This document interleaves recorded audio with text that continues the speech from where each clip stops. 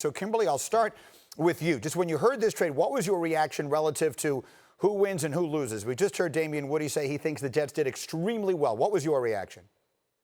My first reaction was Joe Douglas got what? For who?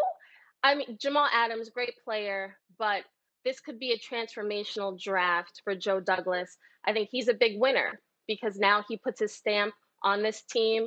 This is his roster. He's got a lot of picks going forward. So this could be good, potentially. This is great for Jamal Adams, but for the Jets fans, you got to wait till next year. That's another thing for them. Kimberly, the other thought that comes immediately to mind, and I understand that Joe Douglas has nothing to do with what I'm about to say, but Jet fans have not exactly been conditioned to expect great things from their first-round picks. From 2013 through 17, so that's 5 years worth of picks, the Jets had 6 first-round picks.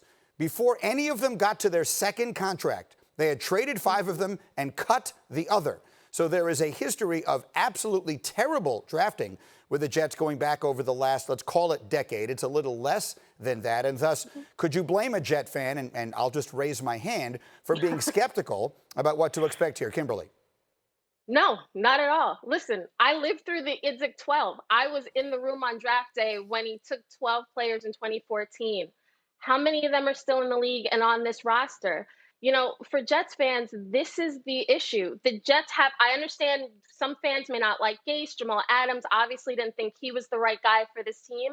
But the Jets have a much bigger problem than Adam Gase. They haven't proven recently that they can draft well and develop really good talent and retain them. Now Joe Douglas gets a chance to prove that he can do that. But John Idzik, Mike McCagnon were not able to do that, and the team suffers because of it now. Yeah, Darnold obviously is still there, and then you see all the names that I just mentioned, including Milner, who they cut. And so Mike Tannenbaum, who was the last guy who drafted anybody worth anything with the Jets, let me come to you there and ask you about, I saw in your notes, and you and I have talked about this in the case of Ezekiel Elliott with Dallas, sort of setting a precedent that if someone sort of whines and complains and pouts their way out of town, you move that player, as the Jets did here, and the concern that that sets a dangerous precedent for a team. What are your thoughts on that?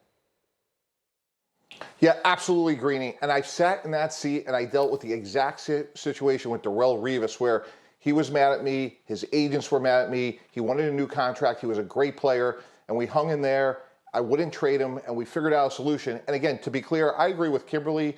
They did get good value for the player. I have some concerns that they will be lower first-round picks, but you do have a precedent now that there will be another player, there will be another agent who feels like I'm underpaid, I'm not starting, whatever the gripe may be, and now there's a blueprint to get out of the Jet organization. So while I think the Jets and Joe Douglas did a good job over the weekend, that is a concern moving forward, that there's a blueprint to get out. And I know that Adam Gase was the head coach of the Dolphins when you were the general manager there. I know you and he have a good relationship, Mike T. But what is your sense with Jamal Adams coming out and saying what he said, and what he was complaining about seems to be a lot of the same things we've heard about Gase. What is your sense of his standing right now with the Jets in the locker room?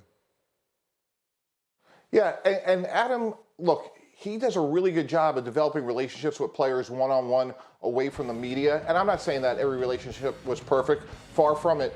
And Jamal Adams may have had some legitimate concerns, but again, there's a time and a place to handle it, and to do it publicly is disappointing and truly not productive most times. I think for Adam moving forward, it comes down to one thing, Greeny, and you're the biggest Jet fan out there, it's the trajectory of Sam Darnold. If this team goes 7-9, but Sam Darnold throws for 40 touchdowns and 3 interceptions, you're going to feel really good.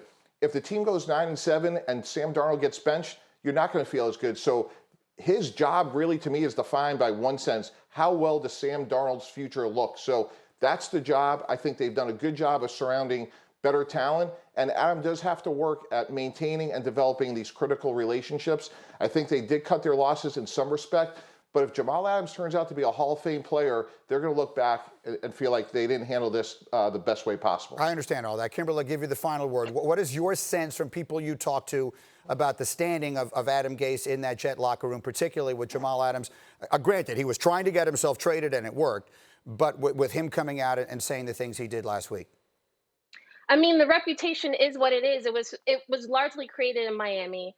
Select guys just did not like playing for him. If you have Le'Veon, if you have CJ Mosley, if you have Steve McClendon, guys that are veterans in this locker room who like Gase and defend him publicly, Frank Gore, then that's good publicly, right? But all that matters is wins. And if he doesn't get this team turned around, it won't really matter the relationships he has. He may be out of a job.